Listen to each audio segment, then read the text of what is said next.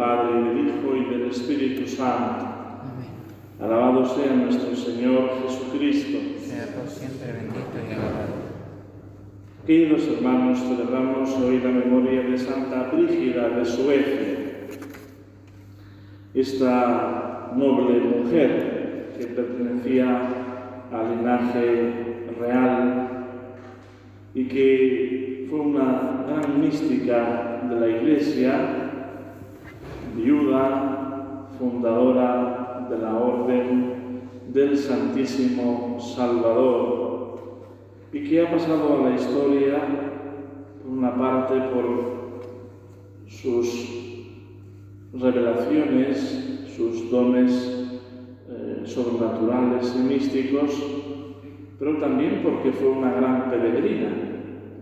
Ella recorrió los grandes caminos de peregrinación de aquel tiempo. Vino a Santiago de Compostela, fue a Roma, juntamente con su esposo, que después de esta peregrinación ingresó en un monasterio de la Orden Cisterciense, donde murió después de un tiempo. Santa Brígida de Suecia, que había nacido en Uppsala al comienzo del siglo XV, en el año 1403, y que con tan solo 10 años tuvo ya las primeras revelaciones precisamente de la pasión de nuestro Señor, y ella, con el cantor de una niña relativamente pequeña, porque en aquel tiempo la madurez era mucho más temprana, pensemos que fue desposada con 14 años, con un importante magnate de aquel país, pues se encontró con aquella visión de nuestro Señor en su amarga pasión.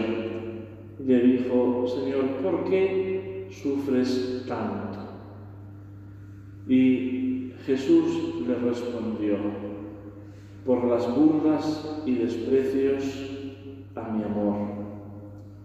Aquello impactó muchísimo a Santa Brígida, que a partir de aquel día,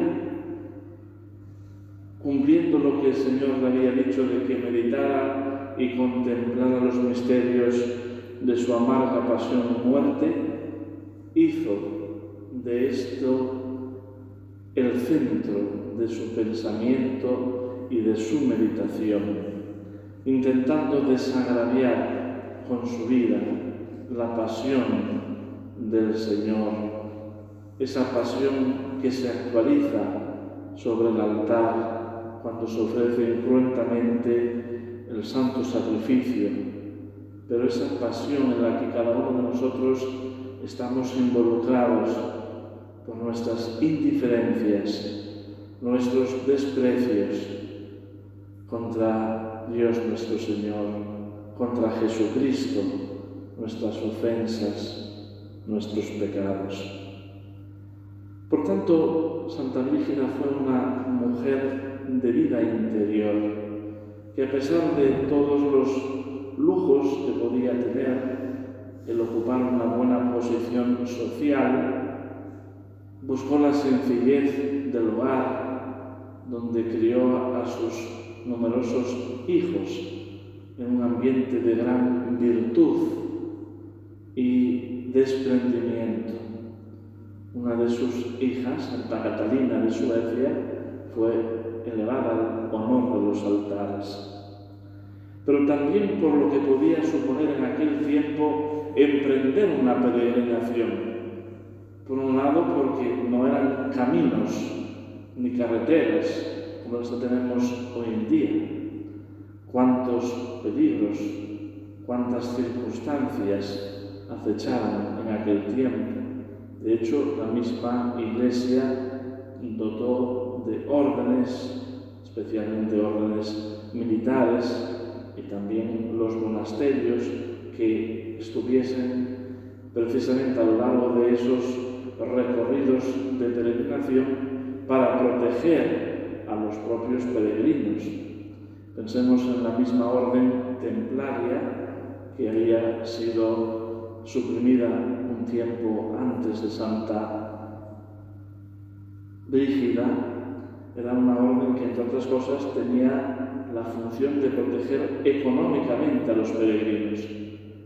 Ellos tenían una cantidad de dinero que llevaban a la encomienda templaria que había al inicio de su peregrinación, y estos le entregaban una especie de pasaporte que les garantizaba que a lo largo de esa peregrinación pudieran recuperar el dinero necesario para su camino sin tener que andar cargados de dinero, riquezas, que de alguna manera les pudieran poner al acecho de los forajidos, de los bandoleros que buscaban precisamente en los más débiles y desamparados encontrar su forma de subsistencia. En el caso de Santa Brígida, verdaderamente vemos como ese entusiasmo por entender el misterio de la vida cristiana como una peregrinación hacia la eternidad, en la que uno tiene que atravesar pruebas, dificultades, obstáculos, se vio como un camino de virtud, en el cual fue dando lo mejor de sí misma, buscando precisamente la renovación de la Iglesia en unos tiempos tan difíciles como eran los del cisma de Occidente, que estaba precisamente latente en aquel momento, con un papa en Aviñón, otro papa en Roma y a veces otro papa en Viterbo. Una situación sobre todo política, por la rivalidad de intereses que había entre los estados pontificios y la nación francesa, que hizo que los papas se establecieran en Aviñón, en el sur de Francia, que no pertenecía en aquel tiempo al reino francés, sino que era súbdito del reino de Nápoles y que al mismo tiempo era súbdito de los estados pontificios. Y por tanto todas eran estrategias puramente terrenales y mundanas. Y Santa Brígida, con su carisma y con las revelaciones que recibió del Señor, buscó esa vuelta a la unidad e insistió una y otra vez al sumo pontífice que retornara por el bien de la Iglesia a Roma, consiguiéndolo, aunque por poco tiempo.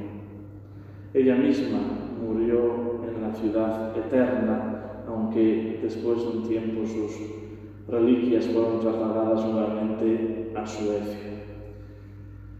Y fundó una orden religiosa, la Orden del Santísimo Salvador, una orden que todavía existe, aunque debido al ambiente que un tiempo después hubo en los países donde esta orden se estableció, que se pasaron al luteranismo, pues se extinguió, o fue extinguida, mejor dicho, de tal manera que quedó algún monasterio, uno creo que concretamente en España, hasta que finalmente fue restaurada en el siglo XIX.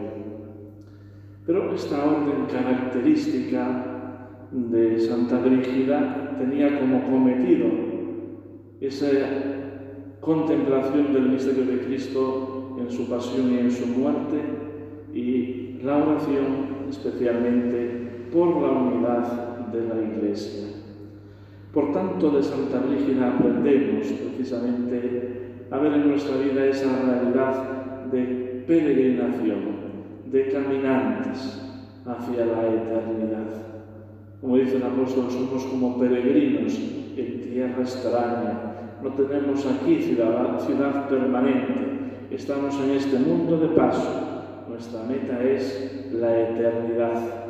¿Y qué podemos hacer? Pues si aprendemos de Santa Brígida, todo el bien que esté a nuestro alcance en nuestro camino.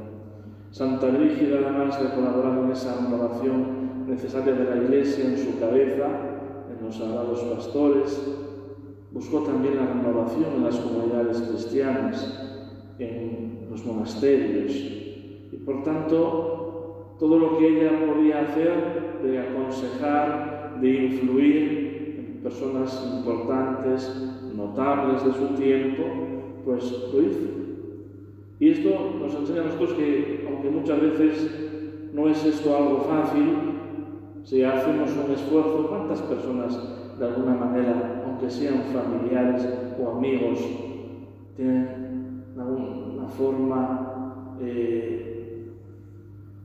pues confianza en nosotros o podemos influir para acercarnos a Dios, para que en su vida haya una conversión que exige de nosotros el convertirnos primero? También porque Santa Brígida, precisamente, al vivir tanto en los distintos estados de vida que tuvo que atravesar como esposa, como madre, como viuda, como religiosa, supo cumplir esa llamada del Señor con total entrega y generosidad.